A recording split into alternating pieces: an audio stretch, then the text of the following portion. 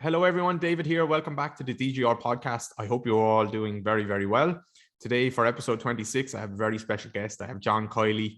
I'm very excited to bring John on. He is first and foremost a good, solid Irishman, which is very important. And he's also the senior lecturer in performance and innovation in the University of Limerick. And he supervises the PhD candidates as well there. So he's reached someone who's reached a high level in the academic world. He's contributed a ton with his thoughts and his articles and his research papers there on numerous different topics. And he's also, I suppose, a rare gem that has reached a high level in terms of the S&C world as well. So I won't be able to do him justice really with my intro, but he's worked with some of the roles he's had. He's worked with Egypt football/soccer team in 2018 World Cup. He's worked with Ireland rugby in World Cup and the Six Nations campaigns. He's worked with several track and field athletes in world championship level and Olympic level, and he's worked with high-level Paralympic athletes as well. So that's just a few of the things. I'm sure there's a lot of gaps that John could fill in as well if you really were able to pull it out of him. And he has had a good athletic career himself as well. So a ton of experience in numerous different ways. Today we spoke a lot about periodization. We spoke about, or a bit about periodization, a bit about placebo, and a lot about running, coordination, reflexes, smoothness in running, kind of what's going on under the hood here outside of what we just see on a macro level, what's happening within the body, what's happening with these reflexes and stuff like that. So unbelievable conversation. Honestly, John is someone who's probably influenced how I think and talk about movement and humans more than probably anyone else. I think if you're to do like a top level of people in the industry who we should be looking up to, then John should be right at the top of that list. And I genuinely mean that. I think he's had a massive influence on me, which is interesting because today was the first time I actually spoke to him, and that kind of speaks to how important, or the power of writing and the power of podcasting and stuff like that can actually be. You can have a massive influence on people through even social media, stuff like that. You can have a big influence on people just because you write something and then you think it's gone out into the ether. But if you're having a positive influence on someone or many people, then like that's a really big deal. And that's something that John has had a massive influence on me. And maybe I should have wrote to him sooner to actually tell him that. But hopefully today was good enough, and I was just absolutely buzzing to get him on and chat to him. So the way he talks about movement, thinks about movement, stuff like that, or not movement but problems, the way the level of kind of uncertainty he has about things for someone who's reached such a high level kind of gives me and the rest of us maybe a kick in the arse to say, actually, we're way too certain that we're right about things here. So yeah, I think that's a very valuable point of view from the way he articulates himself is very valuable for other people to listen to. Just with regards to our membership, a couple of the videos that we've been putting up recently this week and last week. So I did a video on that right pelvic orientation, which so many people present with, why it's kind of there, the asymmetries, the natural born asymmetries. I did a video on yielding versus stiff plyometrics, or kind of collisions or jumping. So plyometrics you can't technically classify, but I kind of classify them into those two things, and I gave some examples of both and explanations of both. I did a video now today on right pelvic orientation, like a practical class, like you'll see how to kind of test for that, and then some of the exercises you might use to try and clean that up.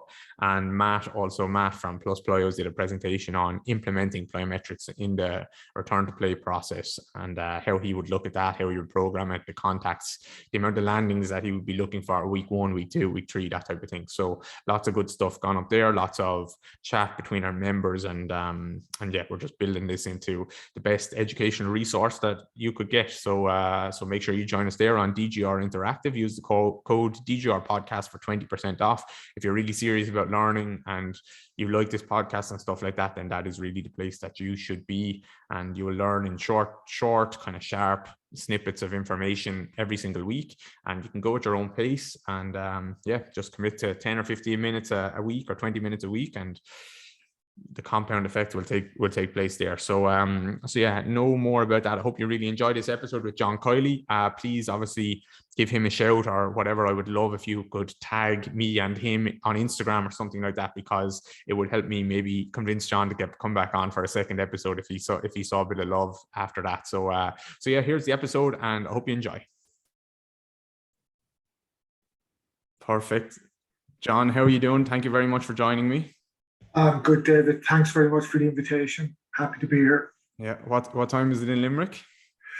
Well, we're currently on British summertime, so I make it 14:34 today. Yeah, same as How here. about you? Yeah. Is it? Oh, very good.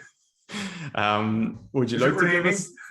It's a lovely day here, actually. Nice and windy, actually. So the problem with the wind here is, so I took over my dad's stable, so we have our gym and our clinic and all that stuff here, but it's kind of out in the countryside a bit. So sometimes the power goes. So if the power goes, if I disappear, that's I haven't hung up on you. Okay, great. My fragile ego then won't just jump to that conclusion. No, Brilliant. don't, please. Would you like to give us a bit of an intro? You can be, honestly, as long or short as you want, but I know you have a bit of an interesting story or background. So whatever you find is relevant, I suppose. Yeah, okay. So I guess my name is John Kiely. I work at the University of Limerick, but only for the past 6 weeks. So my title is, like everyone else, I have a glorified title that doesn't mean much. Senior Lecturer in Performance and Innovation, and I work in the Professional Doctorate course in Performance and Innovation, which is designed for experienced practitioners in whatever their realm, but something to do with the performance domain, who are looking at a higher pathway to a doctoral level qualification. So that's what I do. And yeah, I get to interact with lots and lots of interesting people, working a lot at kind of elite levels, Premier League, NFL, Premiership Rugby, international football and rugby. But lots of people who I think they're just as important, just as high quality coaches, physios, support staff who work in maybe children or youth sport, things like that. So it's not just an elite focus, it is more focused on anyone who has an angle on human performance. So that's what I do at the moment. Prior to that, I worked in a university in the UK, where we set up the first professional doctorate in the UK. That's now kind of grown and it's become there's maybe a dozen universities now who have similar professional doctorates or other professional doctorates. Prior to that, I was a coach, practitioner, S&C, rehabber / fitness coach for about 20 years. So I've been around the block, but that's the headlines, if you like. I guess the one other thing to add, as a practitioner, I was interested in a lot in various questions, and to try and help myself understand them, I decided to write them, if you know what I mean. There's no saying, if you want to understand something, write it. And I was working with UK track and field, and I was just writing about this concept of periodization at night, essentially. And I had read somewhere that the average academic journal paper gets read by 7 people. So I thought, okay, I can handle 7 people taking the mickey out of me. So I wrote that paper. That was in 2012, but it landed pretty well. And so since then I found I enjoyed writing. So I've written quite a few pieces since then, and still spend a decent portion of my time trying to write and explain things to myself first. And if it helps others, then that's an added bonus. And more than 7 people have read the stuff by now. Yeah, it's in the double figures as far as I know. Well, it's actually that particular piece. It's the last time I looked. It was the most read piece in that journal, which is kind of astonishing to me. But yeah, definitely not what I expected. You picked up a lot of haters on the way with that one, I think. Well, yeah, a few. I won't say a lot. Yeah, but but for sure. But I mean, I have to say that doesn't really bother me or irritate me. It's not like I would like to think that I've changed my mind since I wrote that piece, and I'll change it again. And for people who are hating on it, or yeah, it really doesn't bother me. I'm just doing my best to figure things out. That was my truth at the time, and hopefully my truth will change as I move along. I think that when I first came across all your work, that was like the start of the downward spiral in the Dunning-Kruger effect for me, where it was, I thought I knew more than I did. I thought I had a lot of answers, clearly defined answers and stuff like that. And then heard the way you were talking about things, and we're answering questions on podcasts and different things like that. And it very much made me question a lot of things in a good way. It was like, actually, I don't have the answer here. I just have maybe a bias or whatever, but what I think might be my best answer right now, but it doesn't mean it's the right thing. So that, that started me down a path, I suppose, and I'm probably still there, to be honest. Well, it's a really interesting point, and I'm sorry I'm going to take you off on a tangent now, but back in around 2005, I just randomly, these were in the days I used to go to a bookshop, I randomly picked up this book written by an academic in the UK called Philip Tetlock. And really quickly, what he'd done is he'd done a 20-year study trying to figure out how good experts were at making predictions about what's going to happen next in their area of expertise. 20 years, 10,000 questions, minimum of 10 years experience, minimum of PhD kind of level qualifications. So, these weren't just people on the street, these were experts. But he also asked people on the street. At the end of the 20 years, crunched all the stats, there was multiple papers, studies of it. But the ultimate summarizing line was, experts' predictions were about as good as dart throwing chimps. So I read that small book documenting the 20 years and read all about how experts deluded themselves, were overconfident, listened to their press rather than, trying to take a neutral or an external perspective on their success, told themselves stories that kind of glorified themselves and excused their excuses or excused their mistakes or errors.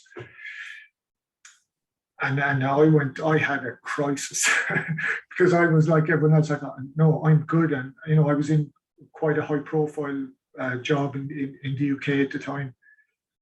And it was just, oh my God, I don't really know what I'm doing. All of these traps these experts fall into, I am falling into on a regular basis. So I think I'm just about coming out of that now. But yeah. How are you getting out of that? Inch by inch. Yeah. Well, I'll tell you, to be serious about it, it's a big thing because our professions, once you're dealing with whether it's patients or athletes, and whether it's injury, rehab, RTP, or performance, it's all about you're making a prediction on what's likely to work. Now, how often do we evaluate those predictions?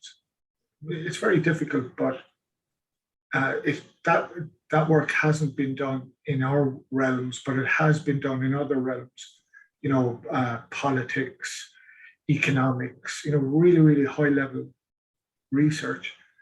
And what you find is that you're not good just because you're an expert. You're not good just because you've 10 or 20 years in the tank.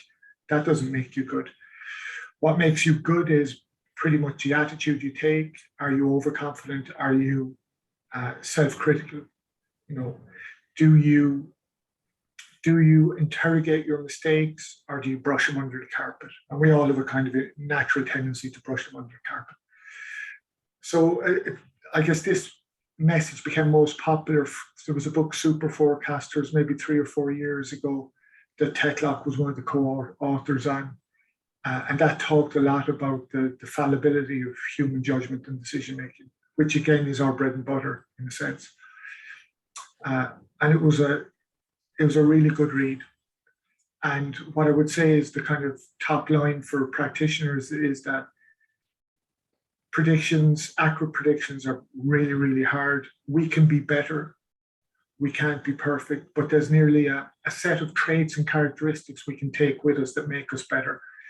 And they're around basic things like some humility, not planning too far ahead in the future, constantly looking for information, sifting through that information, applying it to your experience, and making small tweaks as you go. And just earlier this year, a new paper, again from that group, came out, and it just talked about how the best human forecasters seem to, they're very thoughtful about their original judgment. They don't just arrive at snap decisions. And then as they go, they search for information, they sift through that information, they try and figure out how to weight that information. Is this really important, or is it minorly important? Is it, trivial? And then they change their plan. So they're tweakers. They fuss. They consider what they're doing, and they consider, is there a better way to do it?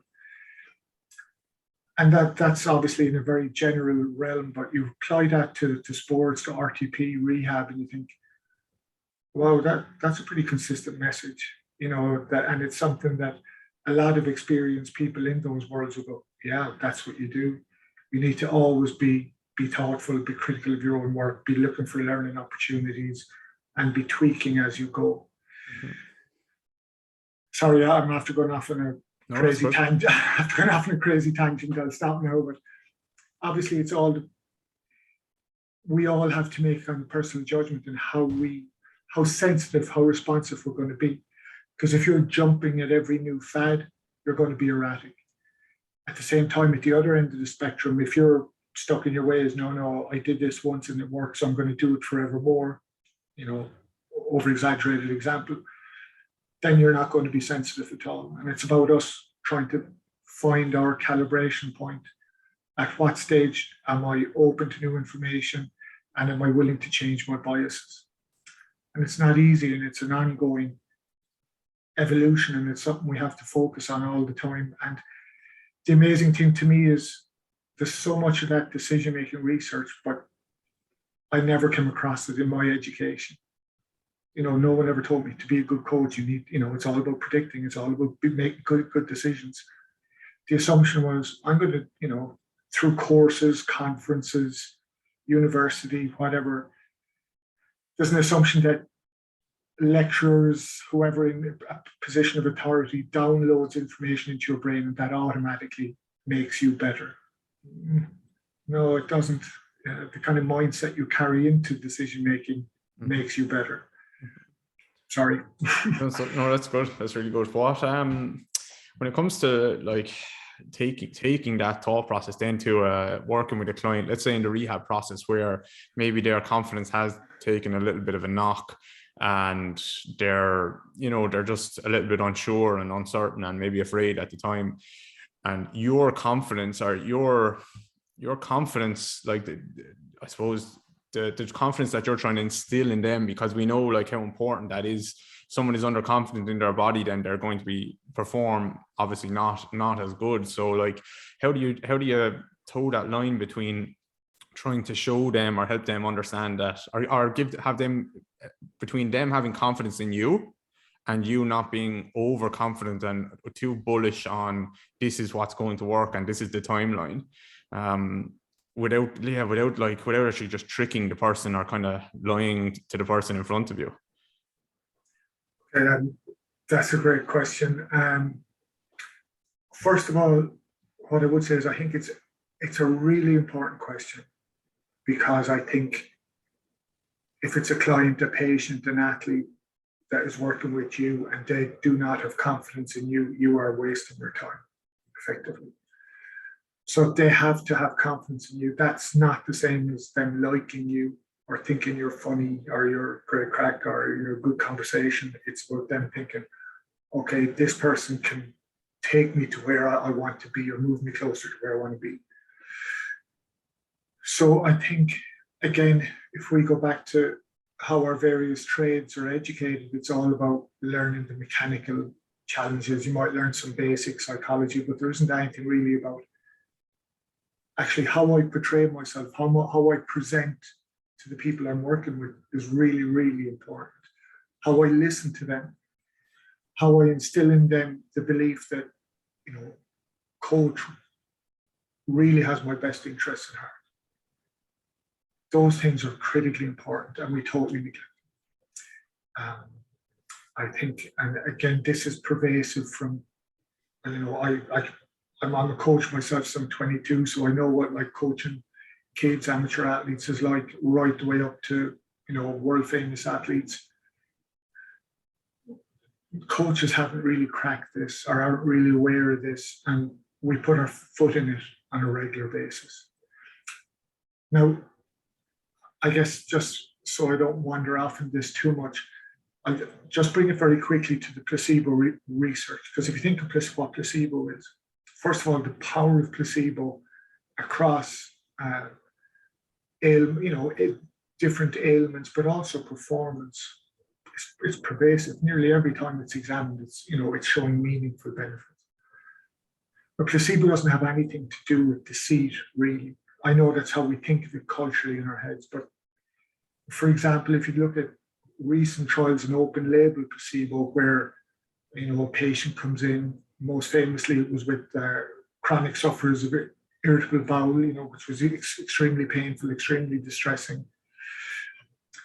And in 2008, there was a study done in Harvard, brought people like this in, a couple of hundred of them, and said, this is placebo. There is nothing in this that can possibly help your recovery or reduce your pain. But placebos have been found to be effective in all these different realms. Give the patient a placebo, but have as much effect as the standard, the conventional standard of care. So I guess the reason I'm bringing that up, it's just, and that's been repeated multiple times since, and surgically as well. We didn't intervene with you surgically, but you got better. But we might have cut you, we sliced you open, we stitched you up, but we didn't do anything else, but you still got a bit better. It's just to say that belief isn't just a nice to have. It's not just a coach feeling like, well, it's the right thing to do. It actually has a difference in outcomes. It has a difference in perception, in emotion, in cognition, in athletes' sense of both trust with their coach, but also it will regulate how well they can perform, for sure. I think I said something on social media. There was a conversation recently, and I said that with clients, or I was asked the question, and I said that you're either going to, no matter what you do, you're either going to placebo a client or nocebo a client. Is that relatively correct? Like, let's say you have someone with back pain coming into you, and they think their back is fragile, or they just have pain in their back. Like, it's almost impossible to make a completely neutral statement. So you're either going to help them understand or help them think, okay, my back is actually a bit stronger than I think it is, or my back is a little bit worse than I think it is, and it's damaged and it's going to fall to pieces. So no matter what I say, I'm going to do one of those two things. So I'm probably going to err on the side of placebo if I can. Well, it's a really good point. And the fact is, there is no neutral. You can't be neutral. And if I come into work with you and I have some distressing condition, that's really important to me. And I'm looking at you for any type of cue to say, oh, this looks bad, or, oh, this looks bright. What way does the future look? And I think placebo, I need to come back to nocebo in a minute, but placebo and nocebo, I think they're small, they're sub-phenomena. And they're basically a reflection of the way we operate, the only way we could survive, throughout the demands of evolution, has been we have a predictive brain. We predict what is likely to happen next. If I come to you and I think, oh, this guy is good, and oh, he's really paying attention to what I'm saying and to my description of what I think might work in the future, et cetera, and look, oh, here's an award up there and here's a trophy over there, or whatever it is. All of those things, they're all kind of background context that inspire me a little bit to think, okay, well, the future looks a bit brighter than I thought. If the future looks a bit brighter, then what is happening is really my brain is making a judgment and saying, okay, well, I can afford to release some resources. I don't have to conserve them for a rainy day I thought was coming. I can release those resources. Now, those resources can be neurological, biological, electrical, everything. And the brain has an infinite number of little knobs that it can twiddle and that make a small bit of a difference. And enough of them are turning the right way. Maybe you're taking some nocebic signal and your brain is playing with its timing a little bit. You're getting different release of neurochemicals because all of a sudden you feel a little more confident or a little more hopeful. There's all these multi-level outcomes that change when you just look at things with a slightly more hopeful view or a slightly more pessimistic view. So placebo and nocebo are kind of, they're a reflection of that greater phenomenon of this kind of predictive processing brain that we have. And I think that's a good way to understand it. I just want to come back to nocebo because I think this is really important. And certainly in my world, which is kind of, the practical dimensions of athlete daily life and coaching. There's a nocebo has, or in the research in the past 5-6 years, has been shown to have a disproportionately powerful effect. So if you could have the same amount of this is X amount placebo, this is X amount of nocebo, nocebo has a disproportionately negative effect compared to the positive effect of placebo. So theoretically, then you could say, well, I can inspire confidence, trust, consistency, all these things, but it doesn't take much bad messaging to pull the rug out from under that. And I think that's something that is really important. And we get it certainly in my world in kind of coaching at high levels. So many good practices, but too often people fall victim to, they get pissed off. They get annoyed with people. They say something. They think, oh yeah, well look, I was just a bit crusty. I was a bit tired, whatever it is. But they have real negative effects. I'll stop there. I went down for that's a seriously big deal. Like in the, you can, especially in the pain world, like you can almost go.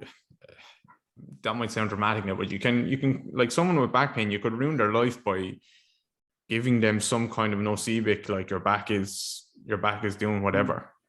20 years later, they still haven't rounded their back to pick up a pen because of that. And that's a very real thing, I think.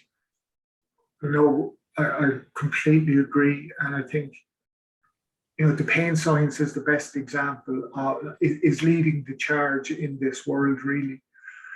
And I've certainly been at multiple meetings with, over past 16, 17 years with elite athletes, and they have a little niggle, and straight away they get an MRI, and then we all gather around the MRI, and the doctor or the medic is going, oh yeah, gosh. Oh.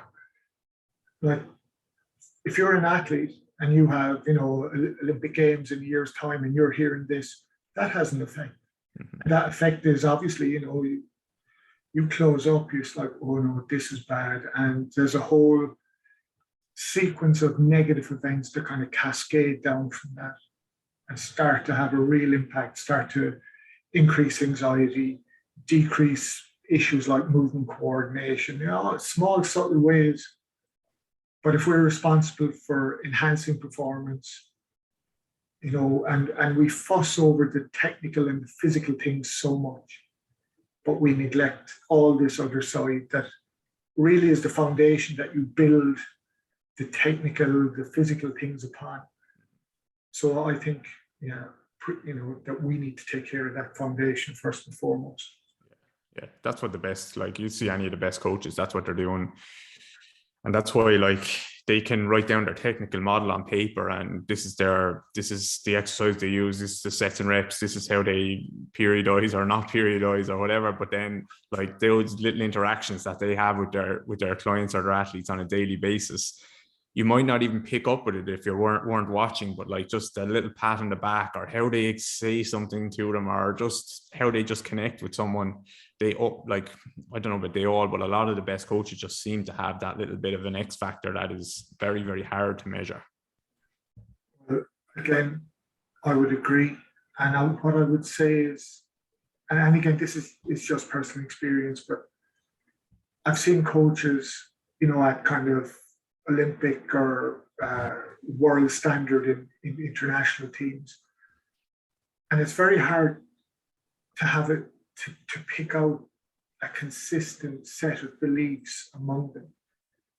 And some of them are kind of big personalities and effusive and talkative, and some are very quiet. But I think what they all have in common is they all hold the athlete's attention, and the athlete believes that this coach is the right coach for them. And it's so, again, this is just anecdotal, but so often when things start to go wrong, athletes' performance, if relationship things are going wrong, performance goes down, injury goes up. I've also seen like coaches, again, Olympic gold medal winning standards, people I would have worked closely with, and their technical knowledge, you would have to say, if you were to evaluate it in any strict format, their technical knowledge isn't great, but their relationships with the athletes were powerful, absolutely powerful. I've never seen it work the other way. I know plenty of coaches who were extremely studious, academic, meticulous, from a kind of what you might think of as a coaching intelligence perspective, very high performers. But if they couldn't establish the relationship, they just drifted out of the trade, and they ended up as academics or writing really good books, but they just couldn't relate on the ground. Yeah, 100%. I look at what's happening with Man United at the moment, and you see in the press, like every 6 months, it's like the players have stopped playing, and I'm sure some of the players have stopped playing for the manager, but I think a lot of it is, it's not as conscious as people think. I think if you've ever been in a dressing room, which obviously you have, I have as well, like if you don't believe in a manager, you just go out and decide I'm not playing for the manager, but everyone drops that few percent, and across the team that looks like that's a big difference. So I think people think it's just like someone sits down and says, I'm not going to perform for this manager. But actually, when you just lose faith for someone, it's like most top level athletes have a lot of respect for themselves, where they will go out and try their best, but their best when they don't believe in something is not the same. No, again, I agree, and I'll try my best, but maybe there's a shift. Am I trying my best for me, or trying my best for the team and our collective goal? And yeah, there's a whole kind of avalanche of negative consequences that fall out of that. Mm-hmm. And I think the research picks this up broadly. You get a new head coach, normally there's a bump, but whether or not that bump is sustained, some of it depends on luck. Do you get a sequence of the right results? And a lot of it depends on consistency of the coach. Is this someone that, am I rocking up to training and thinking, what mood is the coach going to turn up in? Because sometimes she's great, sometimes she's erratic, sometimes, he's off the wall, says crazy things, sometimes he doesn't talk to me at all. That type of inconsistency undermines the foundation of athletic development. Mm-hmm. Do you think there's room for that kind of inconsistency as well, though? So if you're suggesting, like, could you be strategically inconsistent at certain times? I would think, I would think that there's room for it, but you would have to be strategic about it.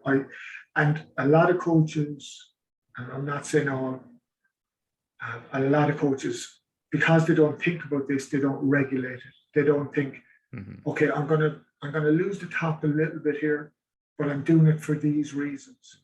It's normally when it happens is I'm going to lose the top a little bit here, and I'm doing it because I'm angry, and that's not professional.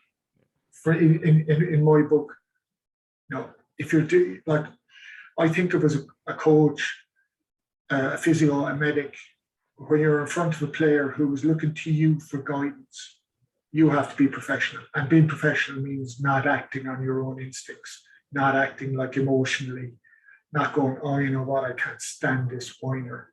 You know, that all of that, no, you're there to do the job. Go have a drink with your mates after, and you can, whatever, do what you want. But if you're doing a professional job, you have to have a professional mindset. Yeah. Okay.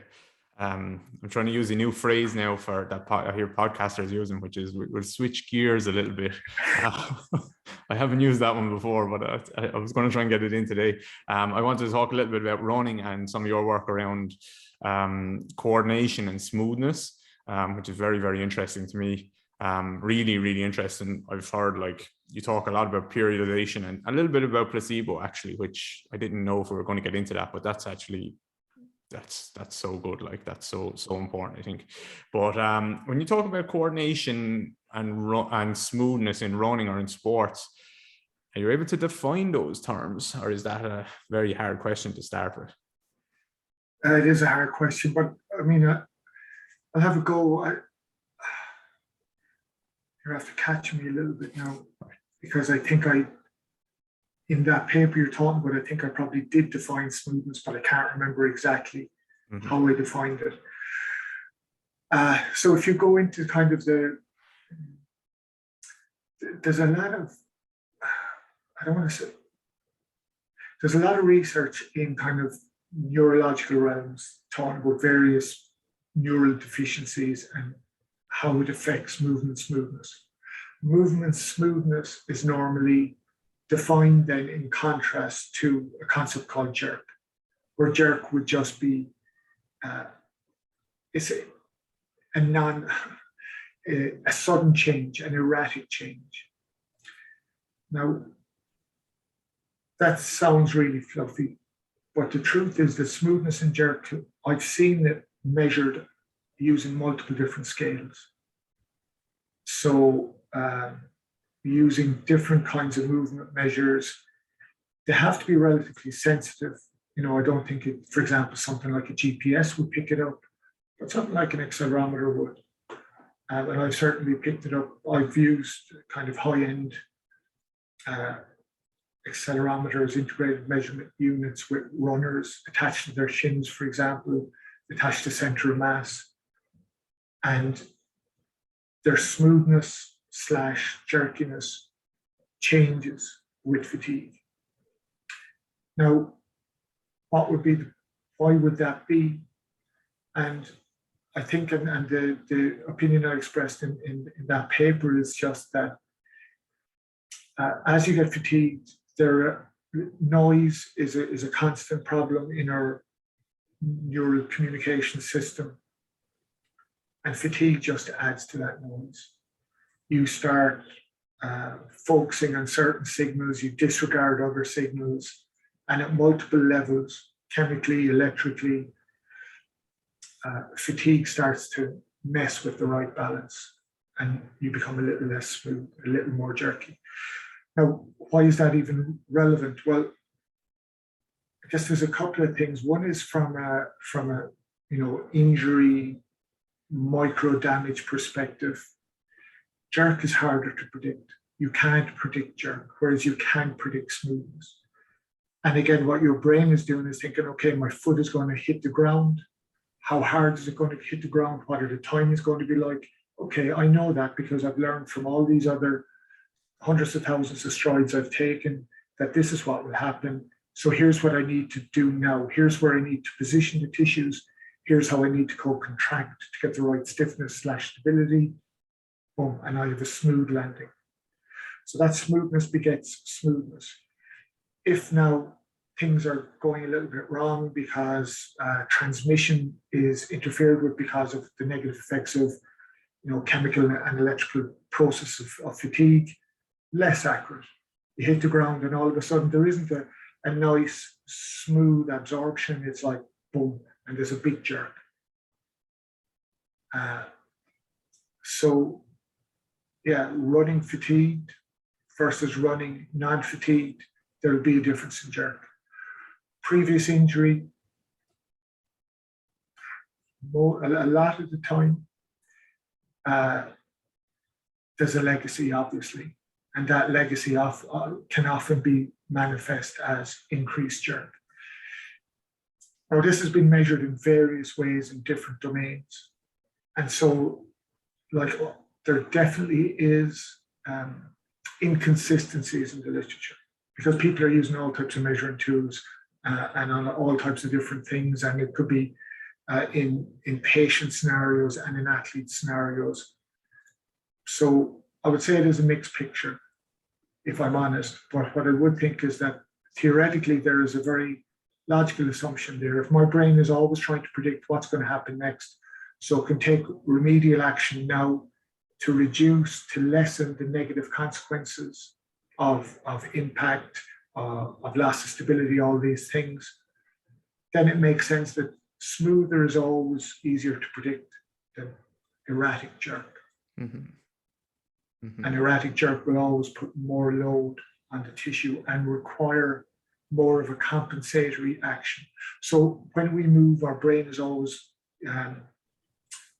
what's the right word? Taking in where we are and then making adjustments, making little calibrations. Easy to do when things are nice and smooth, much harder to do when things are jerkier. And when I say harder, I mean it's more energy expensive. It is more direct mechanical stress. And neurally, it is harder to plan forward to the next move. Mm-hmm. Is the jerk then associated with more variability away from the normal, quote unquote, normal movement that you would see? Let's say a runner, like, no, I don't even want to elaborate on that. That's my question. So more variability maybe is associated with more jerk. Is that right or wrong or no? That's a really good question. I don't necessarily think so. I think they might be on slightly different scales. And here's what I mean. So if you, with the variability research, I think it's looking at a slightly more macro scale than the jerk. Like the jerk, I think is happening at a very local, very fine level. Mm-hmm. Variability, and I don't think anyone has really figured out exactly what's going on with variability. Like, is it increasing or decreasing as a result of fatigue or prior injury? And I think the truth is it's changing. Mm-hmm. Now, depending on where you measure and what you measure, that change might be an expansion of variability. You do it somewhere else up the kinetic chain, and it might be a contraction of variability. So the way I think of it is that variability is a parameter that your central nervous system plays with to try and disperse stress. But when you get fatigued, if more and more motor units, for example, are coming offline or don't want to do their shift of work, then what happens is if you have reduced variability, it is now becoming dangerous because now you have smaller population of working units getting hammered with workload all the time.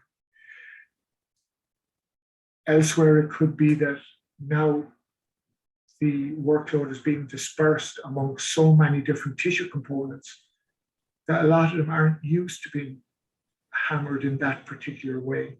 So they're not accustomed to it. So the ideal scenario is I have an expansive population of working, let's call it fibers, but it's all types of components. And they're conditioned for this work. So they can share the duty cycles amongst themselves. And I'm going to be fatigue resilient if that is the case. But if I have lots of prior injuries, maybe weren't rehab thoroughly, et cetera, I'm getting really fatigued, maybe I'm stressed, so there's a little bit of background tension, my working population is reduced. Now, to compensate for that, I might just keep all that work within that population, in which case they're going to be exposed to mechanical breakdown. Or I might expand that working population and start using fibers that aren't normally used within this movement. And now they're vulnerable because they haven't been exposed to this type of load. And then you get this, all this big long sequence of knock-on effects and consequences, and you're running technique, not technique, but your running fluency start to degrade jerk will go up, smoothness will go down. Your, again, efficiency, computational resources, energy, they're all going to be compromised as a consequence. How do we think about solving that problem then? I know we can't necessarily just solve it, like there's not just, okay, do this and it's solved, but like, do we get people to run in a slightly funny way sometimes and they're exposed to that stress? Maybe not. Or do we just nudge them into like that fatigue and try to get them exposed to that stress in that way where they're actually just fatigued and now that jerk has gone up and you're getting used to that jerk, but we don't push it too much? Or are we trying to make everyone a bit stronger in the gym so that when the jerk does go up, maybe each of those muscles are able to deal with that load? Or do any of those things sound reasonable, or one sound more promising to you than another? With the exception of getting people to run in a funny way. I just threw that in there. No, this is as far as we are with this. Okay, so let's see. What I would think of it, the way I would frame it in my head is, how can I build capacity? So maybe I can just enhance material stress. So I'm in the gym, perhaps. I'm going to load these tissues. I'm going to try and just build up the capacity of those tissues so they can take a bit more. Then and I know we're using running as an example here, but I would take their basic running form and I would disrupt it not by getting them consciously to do something different, but maybe running over different surfaces, different inclines, different constraints. If it's field sports player, there could be all types of, different types of drills, different type of footwork type things you can do. I'm not talking about silly things now, but ones that are at a meaningful intensity. So there's something around just from a mechanical perspective, can I make tissues more resilient? Then there's something around, okay, can I expand my population of, let's call it educated tissues? And obviously it's neurological as well. You're having to upgrade your control of those specific motor units. I think there's also potentially something around, I don't want to get lost too much here, but maybe there's something around reflexes, reflex actions, automated postural adjustments, things like that. And I think that's an area where we don't actually spend much time trying to devise training interventions that can enhance that. So some cultures do, or when I say cultures, I mean sporting cultures, some specific sports where there might be a lot of plyo type work or drop and stick type movements under different type of constraints. I think there's probably a value to that. So that's 3. And I don't think we're any deeper than that.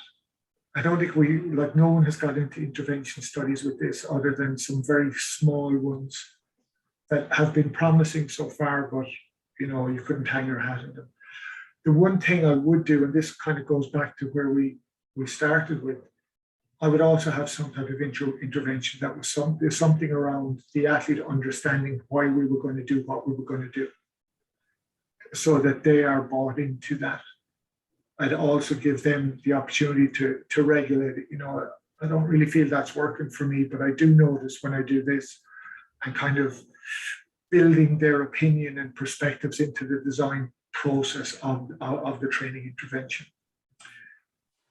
So they're all the boxes that I'd be looking to, okay, well, let's hit that, let's hit that, let's hit that, let's hit that. And maybe let's try and integrate these. Can we measure it within whatever our environment is? Can we measure that? Can we put some type of metrics on it? Let's try this, let's evaluate, let's recalibrate, let's go again. Yeah. Is there, so obviously the smoothness for every person, every runner, let's say, is different. So like my smoothness looks different to your smoothness. My smoothness doesn't look too good, but there's a lot of jerk there. But is there a right way to run then? And I say this in a way that, like, understanding everyone is different, right? So everyone is different. Like Usain Bolt looks different to Christian Coleman and whatever. But typically, like, as you see, if you take the 100-meter, the best 100-meter sprinters in the world, they start, as they get better, or 100-meter sprinters, as they get better and better and better, they start to look a little bit more similar, I would suggest, than different. Versus me doing 100 meters versus everyone that steps up to the Olympics final, they all look more similar than different. So is there a right way to run? Like, they're all starting to strike on similar parts of the foot. They're all doing similar things. Marcel Jacobs isn't going into any knee extension, actually. He seems to look very, very different. But, like, is there a reason that they're all starting to look more similar? And is there, as they get better and better and better and more highly trained, is there variability starting to go down then as they start to improve? Again, that's a really difficult one. I'll definitely have a go at it. Now, I think there's a couple of things here. There's runners and there's elite sprinters. And the past few years in my head, I'm thinking, well, actually, they're not the same. Mm-hmm. I think elite sprinters, sprinting at an elite level, like going sub, whatever, 9.9, that's not an evolutionary movement pattern anymore. That's very stylized for specific reasons. So I think that's an influence. Any other distance other than 60 or 100, I think is nearly a slightly different category of running. That's running in a sense. And this up here, this is sprinting. It is becoming more stylized. People are getting faster.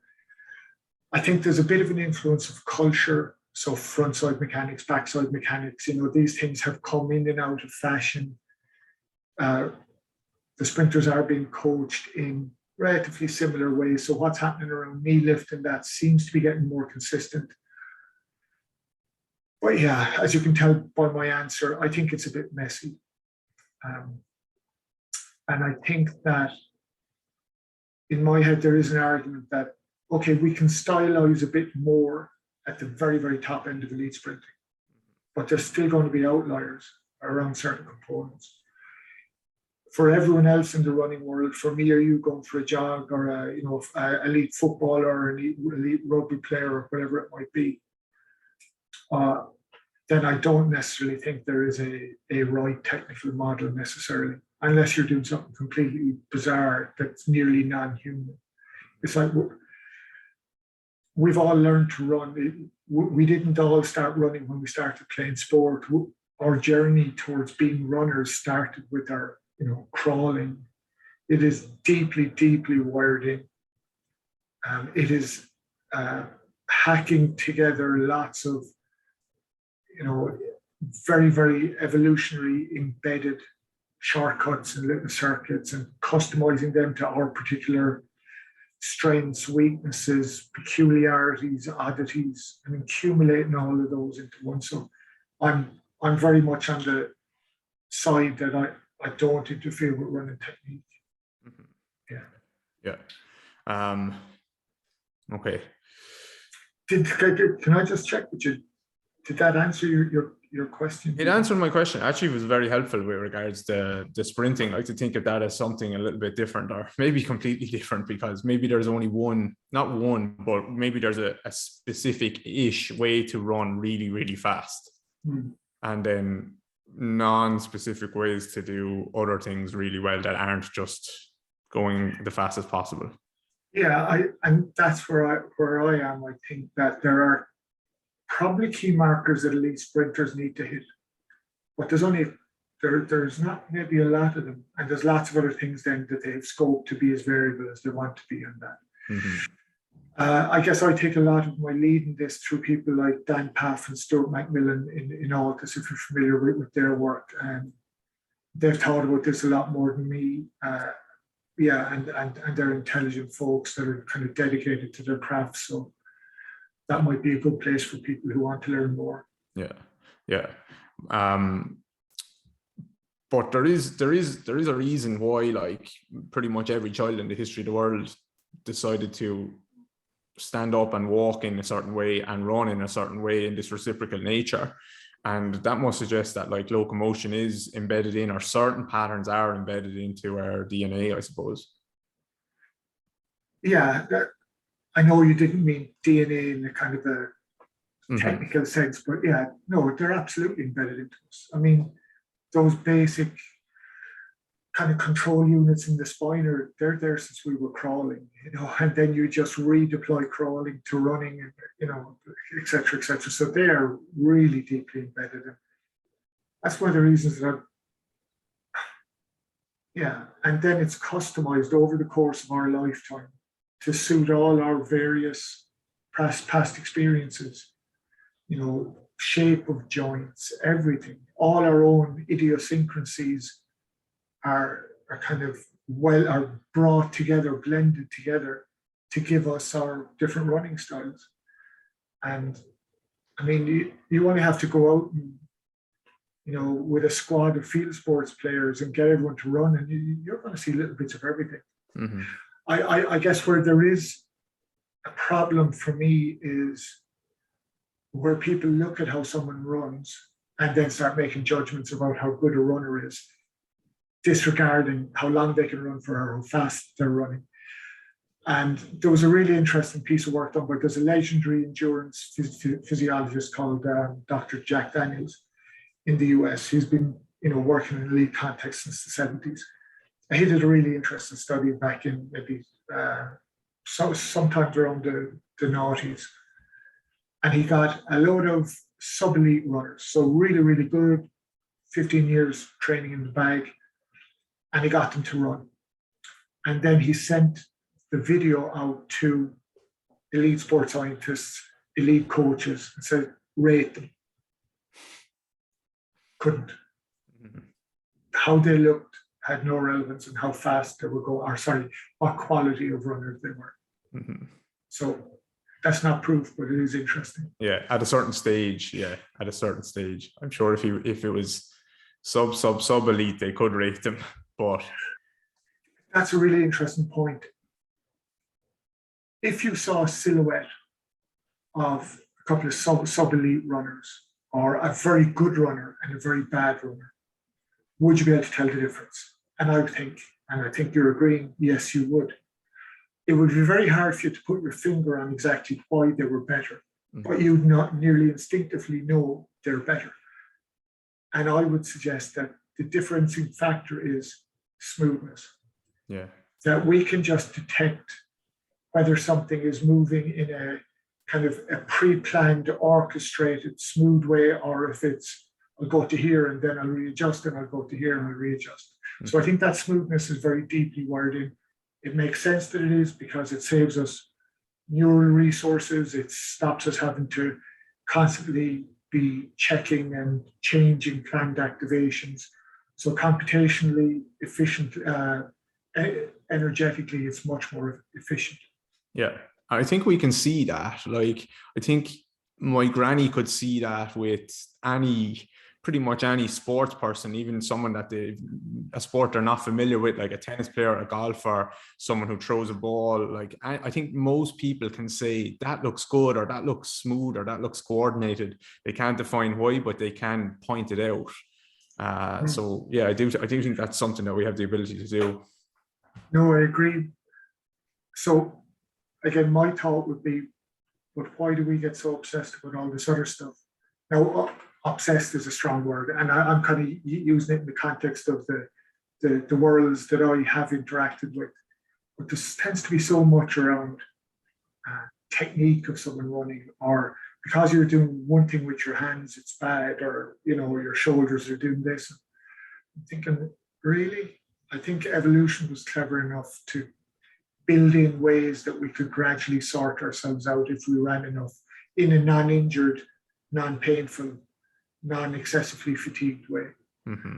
Yeah, my issue with that is like picking out one thing is it's as if if my right arm swing is running on its own down the road, as if it's not in sync with everything else. Like, so if you're going to pick out, okay, I have an issue with that arm swing, then you're going to have to say, I have an issue with your left pinky toe as well, because everything is working in sync with each other. So I think if you are going to look at a technical model, and I know Dan Paff does have a technical model that he works towards, where he also understands there's a bandwidth, but you can't just say that the one thing that looks a bit ugly or looks a bit weird is the thing that the issue is at that one area, really, unless there's a need, right? You have an ACL injury there, and like clearly your knee just doesn't look so good at this very moment.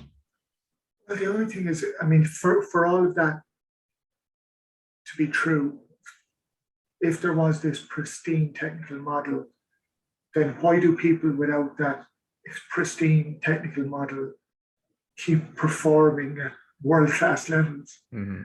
You know, it's just, we are built to, we're kind of hardwired to accommodate all our own idiosyncrasies into our own highly customized technique. Yeah. Yeah.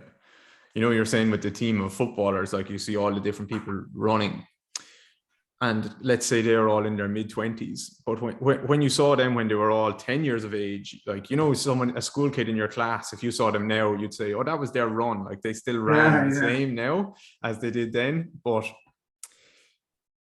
is there a time, maybe the research you can point to some research here, where we actually stop learning or stop developing here, and this is like, okay, this is the way my nervous system or whatever decides, this is kind of the way I'm going to run here on a macro level, obviously, and I just keep going that way? And if that is the case, then are we to presume that like the nervous system knows best, it's saying this is the best option? Or how do we decide when we might then intervene and say, actually, you learned this way, but here's some ways that might help you improve?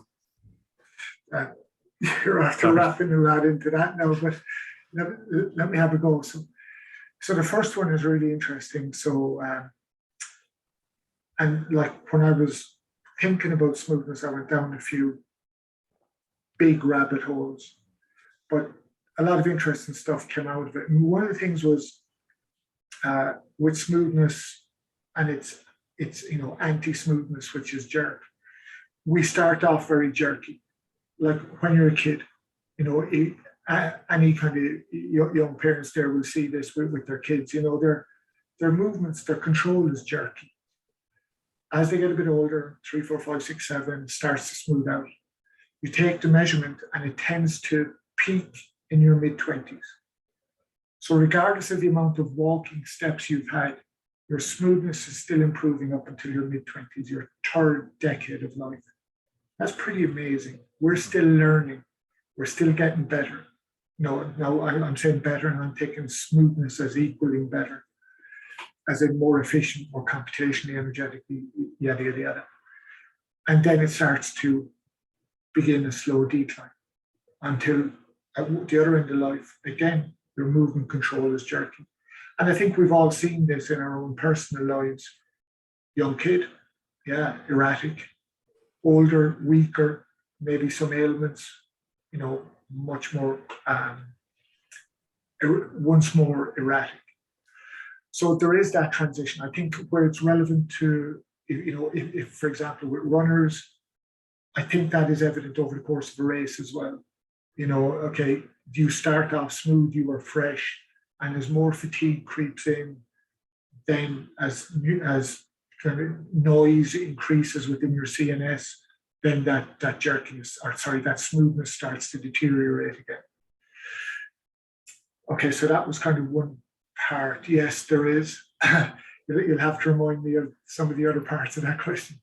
So I guess the other part was like, so someone is learning up until their mid-20s, but they're obviously their learning is slowing down a little bit. Someone runs in a similar way at 10 years of age and 25 years of age. At what stage do we, or what, not what stage, but when can we maybe say, okay, you have learned a way that your nervous system at some stage decided it was the most optimal way, but here is what I think might be a little bit better, or might be a different option for you. I'm not going to force it on you, but like, Yeah, how do we make that decision, or can we just presume the nervous system has the answer here, the right answer, and leave it at that? Okay, that's really good. No, look, I don't think we should presume the nervous system has the right answer. The nervous system doesn't care about optimum. It kind of cares about what's the most efficient, the most discomfort-free for now. It doesn't really take a long view in that sense. So, for example, one of the things that might change how you run is you get an injury.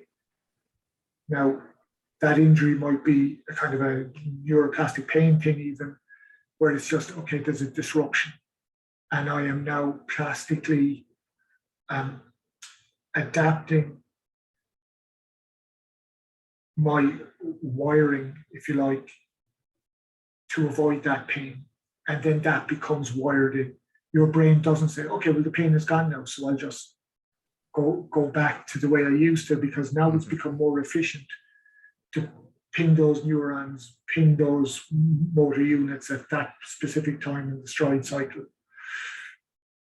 So lots of things like that, and I think we all have long legacies of those, can affect how you run at the micro level. Now, this isn't going to be visually different, let's say.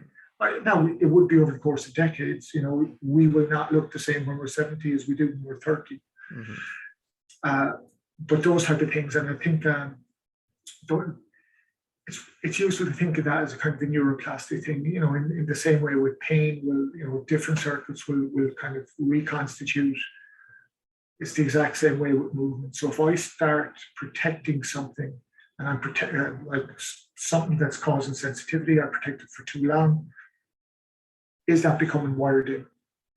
And now that I'm pain-free again, am I still running in what would be a dysfunctional way compared to what I did run? And my experience again, with senior athletes is that happens all the time. And I think it speaks to the fact that we tend to think of rehab in terms of when the pain has gone away, at least in competitive sports context, when the pain has gone away and we move on to the next problem and we forget about this, rather than, okay, we need to fight the legacy of that pain experience, sensitivity experience, injury experience. We need to fight the legacy of that for a number of months, if not years, if not forever, to try and protect, but also to come back to something I mentioned earlier around the variability. You're kind of reducing your capacity to vary if you have one of those wired in reductions of working population. I'm sorry, I don't feel like explaining that very well, but hopefully the kind of broad message got across. Yeah, no, it definitely did. I think I'm with you on that I just don't see, which is an interesting phenomenon, that like someone has an injury or a hotspot, as I think you put it sometimes, and then they go and let's say the pain is gone, or they learn the way around that of maybe not loading that as much, and now the pain is gone, and the running itself doesn't seem to retrain that. They just have picked up a slightly new pattern, and then off they go. And I think, I'm not sure how much, sometimes strength training doesn't necessarily retrain that either, just good old fashioned strength training. And that is like the crux of the issue for me, which is also an opportunity, I think, for us to, if we can kind of tap into that again. I see, because obviously the nervous system is plastic. It's not a pure strength issue where, okay, it's going to take you 3 months to build back up the strength of this tissue. I think sometimes when we train, maybe our plyometrics or whatever it is, some kind of reflexive movement, actually you see people change almost instantly in front of your eyes, which does show that it's more coordinative than maybe more strength as what some people think about it. But it's just hard to measure too, I suppose. It is, but nearly everything really important is hard to measure once you get down to a kind of a pain/performance perspective. I liked what you said there. And the fact is that, once you have got yourself into a rut, and when I say a rut, I mean like neurologically, there's some change in how you're wiring. Where it changes, it just becomes cheaper to keep activating neurons in the pattern that you learn to activate them during that 6 weeks of pain. There is no motivation to rewire. There's no spontaneous, okay, let's go back to what we did now. There is nothing like, there is no motivation to do that unless you, as the kind of orchestrator of rehab/RTP, unless you kind of force it, say, no, okay, we're going to keep after this. And we might never get it back to, the likelihood is you will never get it back to exactly where it was, but you can build out the capacity by doing what you're suggesting there, not just having a one-dimensional, let's get the muscle stronger. Okay, it's like, okay, well, we need to do some stuff around reflexes around these joints. We need to do some coordination and control stuff. That is something that we are really weak at in practical domains. We don't even have a philosophy for training coordination. At any time, we don't have any type of an evolved philosophy for training coordination. But yet, coordination for me, that's kind of the master controller of everything. Yeah, I think it is interesting because it's so. Let's say we decide like, okay, someone had that injury and yeah, we're going to strengthen up the tissue, but then there is some coordinative aspects to it. And strength training will probably train some of that intramuscular coordination, but maybe not as much of the reflexive stuff. But so you need to make a conscious decision that we're going to train this stuff, but you can't train this stuff like with a top-down approach. So like a conscious brain-based training, like a conscious squeeze of a muscle isn't going to train it. So it needs to be a conscious decision, but then not a top-down approach to actually training it because it's too slow. Yeah, I wouldn't agree with anything there. Sorry, I wouldn't disagree. I was leaving you to elaborate there. Well, I don't know what to elaborate on. I mean, I think I think of the coordination aspect. So, as I said, we don't have a framework for it. In kind of sporting context, it tends to be you just go back and you do sport-like movements, maybe in a drill type setting. You do some kind of single leg bounces, or whatever it might be. There's no real training in terms of slow move, very, very slow controlled movement. Is that helpful? Okay, well, the research when it comes into kind of rewiring post-injury, I think the research is pretty clear that it is useful. But we tend to look down our nose, and it's certainly in the elite sports context because it's not sport specific. Okay, well, it's body specific. Then single, stability stuff. I think we underemphasize that. Different bounce type stuff, activating all types of stability reflexes. I think we don't utilize that enough. And then there's there's the various type of Frans Bosch type approaches. I think, okay, I can see how they're doing things. They're forcing you to concentrate on position and relationships between joints and so on, and execute a goal-directed movement. Yeah, okay. And then there's all the complexity of, let's say, open field play type setups where you can gradually kind of progressively overload or play with parameters to give a different learning experience. But what I've just described there is there's quite a number of stops on that road. It's not just, okay, let's just run around these cones and then do it quicker and then do more of them, and then we'll do it where the coach is acting as the stimulus or something like that. And I think that's what we need. Doesn't obviously have to be what I think, but a more detailed way of retraining movement post pain or injury. I think I really appreciate what Frans has tried to do, because it's a really hard problem to solve, and he's tried to in some way systemize it. I don't love some of the practical aspects of it, but like his books and stuff like that, the way he's tried to solve this problem, I think I really have a lot of appreciation for it. And even I know Frans gets bashed a little bit online but at least he's making people think about this stuff, which a lot of the time wasn't brought to the surface at all. No, I was at a conference at the weekend, and I had this exact same conversation, except I was saying what you were saying. If you go back to 2005, before he brought out his first book, prior to that, coordination training in track and field and other sports was basically do this movement. This is the best movement to train your coordination. Completely kind of bogus rationale. And most of it was driven from track and field. So I had a famous athlete, so I'll do a video and then everyone will watch it because I had a famous athlete and I'm a famous coach. When he came in with that 2005 book, he totally just opened up people's vision of, well, actually, this should be a much more complex, responding to your environment type approach. So he did a really, really good job. Yeah, and I think, yeah, of course, it can be criticized. And I'm good friends with him. We presented together a number of times on coordination.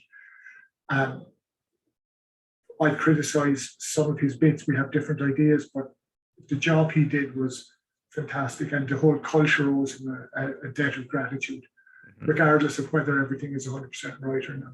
Yeah, but it just makes you question things, and it makes some smart people come back with rebuttals that's like, they make them think about it, and it's like, explain why you disagree with that. And that's opened up a whole conversation, which is very, very valuable. I think so one of my, I've nearly done with you, John, if that's okay. One really good kind of quote or anecdote that I heard you, or analogy that I heard you say before was, Bill Gates doesn't take out the bins in Microsoft with regards to kind of a top-down approach versus the reflexes just different reflexes and preflexes throughout the body. Would you be able to kind of give us a little bit of maybe a little bit isn't the right thing, but just like what's kind of going on under the hood here with regards to the brain, the spinal cord, and then more peripheral to that? Well, I think in relation to movement, now, you have to understand, like, the approach I've taken to try to put a shape on this is taking a very evolutionary-based approach. Your brain will not do anything. It is highly, highly efficient. And you all know the stats. It takes 20% of the energy budget of the body, yada, yada. But it will farm out everything it can. And a lot of our early life is spent in the brain learning how to take in sensory information, make good predictions of what will happen, and then just farm out to kind of supraspinal reflexes, spinal reflexes, kind of, you use the word preflexes, which are, essentially inbuilt non-neurological responses. So, for example, when I land on the ground, my brain doesn't need to tell my foot to collapse and absorb. My foot is built to collapse, absorb, dampen, recycle. So that's an example of a preflex. So yeah, your brain will farm out everything. And that's one of the reasons why, getting back to something we talked about, it's so difficult to change technique. I don't even really know if it's possible. It's possible to change technique. If you hit me with a hammer in the knee, I'll change my technique. If you tell me to think of something, no, do this, higher knee lift, whatever it is, I'll be able to do that while I'm focused on it. But I definitely won't be able to do it in an Olympic final when I suddenly take my mind onto something else, because my brain will revert to what is the most computationally and energetically efficient way of getting this job done. So I feel like I'm kind of sliding off your question a little bit. Do you want to bring me back? Yeah, just with regards to like what you've kind of answered it there with regards to just, I know, help some people, including me, understand like the maybe the limited role that the brain has in running versus stuff that's happening at the level of the spine and so on. Perfect. Okay, I got where you're going now. So, and obviously, let's stick with running as the example. You hit the ground, you have those built-in preflexes. A lot of the initial shock is absorbed by foot collapsing. Now, that's also poising the structures, stretching the materials, compressing some, in such a way that there is there is a recycling of not just energy efficiencies, but also control efficiencies in terms of what is going to happen next. And through millions of steps, you have figured out, well, if I do this, it's a tiny bit cheaper for me, computationally and energetically. So you have those preflexes, and then you have your lower reflexes that are kicking in really quick. Now, they tend to be dumb in the sense that it's kind of on-off switch. If this, then this. You come higher up, and then there are more complex reflexes, which are more context specific. If this, in this situation, then I can do this. And again, they can be overridden by the brain pretty easily, but unless there's a need to, the brain just lets them go. And that type of that hack, if you like, is built in all the way up until when you come to higher brain centers, you can be thinking about what's on telly tonight, and you're running quite efficiently and effectively. But you see a patch of ice coming up, you recognize that, and all of a sudden your brain goes, oh, patch of ice. Lower than that, okay, I need to stiffen up, I need to widen my stance, I need to change my stiffness. I might need to adjust my posture a small bit. I'm going to spend a bit longer on the ground, all these things. And again, not to belabor the point, but it's all, it's essentially all evolutionary survival mechanisms, really, really intelligently hacked together to make us the really, really efficient. And, we compare us to other animals. Humans are the most efficient long distance runners in existence, bar none. Horses sometimes can beat us, but if it's the hotter it gets, the less times they can beat us over long distances. Mm-hmm. And it's because we're wired to run. Mm-hmm. Yeah, I went for it. I was a very small dog, Roxy, and we went for a walk yesterday. It was 19 degrees, and she walked for 15 minutes, and I was like, we're going to go for a 2-hour walk. We never really go for long walks, but 15 minutes in, she was panting. I had to stop. I had to bring her home because I was thinking, if we keep going here, I'm going to have to carry her back. So it just made me appreciate. It's just interesting, like, how much she struggled in the heat, just with regards to what you're saying there. Yeah, well, I'm sure you've heard the argument. Dan Lieberman in Harvard had a book out. Maybe I think he did have a book out. I can't blanking on the name of it, but Dan Lieberman, his name is. And he uncovered a lot of this, just how it was our evolutionary trick. Like, we could catch big animals, not because we were stronger or faster or anything like that, but because we in groups, we could collaborate and chase them until they collapsed the heat stroke, and then go up and just pop them on the head with a rock. And and that was a major evolutionary survival strategy for humans. We are the ultimate. We are nature's best runners. Yeah, locomotion is a big part of our development. And all our structures and all our neurological structures are pretty much primed for that. Yeah, it's fascinating. Yeah, I think it's like when you see someone, I think if you can continue to run into old age, like you see someone still being able to run, they can do a lot of things probably well. Yeah, I mean, it's hard because, there's such there are so many things that can happen as you go along that stop you being able to do that. Now, there's been, I think there was a 108-year-old who did a marathon. There's certainly been 70-80-year-olds. I think an 80-year-old definitely broke 3:30. I think Ed Whitlock, maybe he was 84 when he broke it. But older humans can do amazing things from a running perspective. The key is, just not breaking down with injuries too much before you get to that age. Yeah. I have one question, my generic question, which is, maybe I should have sent this one to you, but it's, you're going to be on a desert island for a week, and you can bring 3 people with you, not friends or family. Well, they can be friends, but no, not friends or family. But who would you like to bring with you that you could learn from? It doesn't have to be coaches in the industry, or just, I suppose, because you have a broad range of interests, I think. So just anyone you could like to learn from for a full week. Oh, well, oh gosh. I would, okay, so I'm just going to pick 3. If you ask me tomorrow, it would be a different 3. Yeah. Okay, so I take Alia Crum from I think she's at Stanford, and she researches the phenomenon of mindset. Okay, so Alia Crum is 1. 2, am I allowed to go back in time? Yeah. Okay. A lot of the time, I think that we in kind of our industries focus on what's new and what's current and technology and blah, blah. There was a coach in the 1950s, 60s called Percy Cerruti, coached Herbelia to Olympic gold medal in the 800 in 1960. And he was a maverick, didn't believe in big elaborate training plans, any of that stuff. And he coached through inspiring and through educating his athletes. And he'd do crazy things like go sand dune running with them, even though he'd be collapsing or he'd collapse, before the end of the session, just to show them, you can go deeper.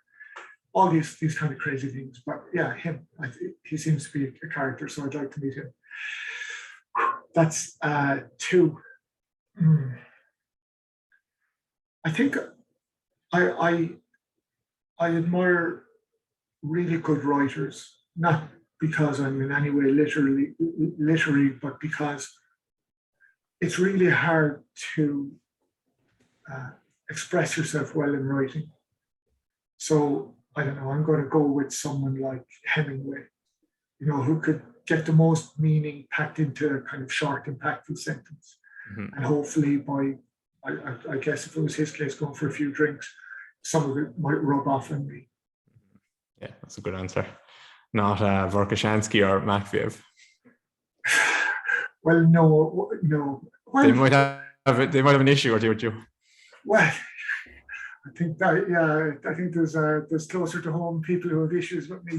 But Verkhoshansky and Matveev, I would be very complimentary with David. Mm-hmm. Yeah. Those ideas haven't stood the test of time in my book, but for their time, they were great. And that's the thing. We can't expect, being right isn't a thing that's set in stone. You can just be as right as possible for now, but sooner or later you're going to be wrong, and that's okay. Exactly. Yeah. That's what I mean about some of Fran's stuff as well. In 100 years, maybe they'll look back and say they weren't quite on the money with the coordination work, but because of the work that him and people like him and you have put in, like, it's just massive leap forward for the industry. And that was what those guys were doing then. They were phenomenal. Absolutely. For their time. Yeah, absolutely. I totally agree with that. And I think that, if we're trying to do this for everlasting rightness, we're in the wrong game. Mm-hmm. Yeah. And our ego is out of control. Yeah. Yeah. Okay, John, that was my longest podcast so far, I think. Oh, really? But there's a lot of there's a lot of great stuff there. Honestly, I just want to say thank you very much for coming on and for all the work that you do. I know you like, obviously when you work one-on-one with an athlete or with a team, you might get a pat on the back, or you get that instant kind of feedback and makes you feel good sometimes and stuff. But for me, at least, I want to say thanks very much. I'm sure there's thousands of other coaches or whatever that have listened to or read your work, and you have had an impact on people, a big impact on, well, I'll just speak for myself, on me anyway, without ever meeting you or me telling you that. So now is my chance to say that. Well, look, thank you very much. And to be honest, like, a lot of my daily life is here in these 4 walls, so I don't ever get those messages. So the odd time I do, it's very supportive, and thank you very much. Mm-hmm. Yeah, and then finally, where is there anywhere you'd like people to go to find you or connect or anything like that? Well, I'm on Twitter. I also at Simply Sports. I work for the University of Limerick. I have a standard University of Limerick email if anyone wants to get in touch or is interested in learning more about the professional doctorate there. So that's john.kiely@ul.ie. I'm on Instagram, but I'm a little bit infrequent there. But yeah, they'd be my channels. Okay, perfect. John, thank you very much. David, my pleasure. Good to talk to you.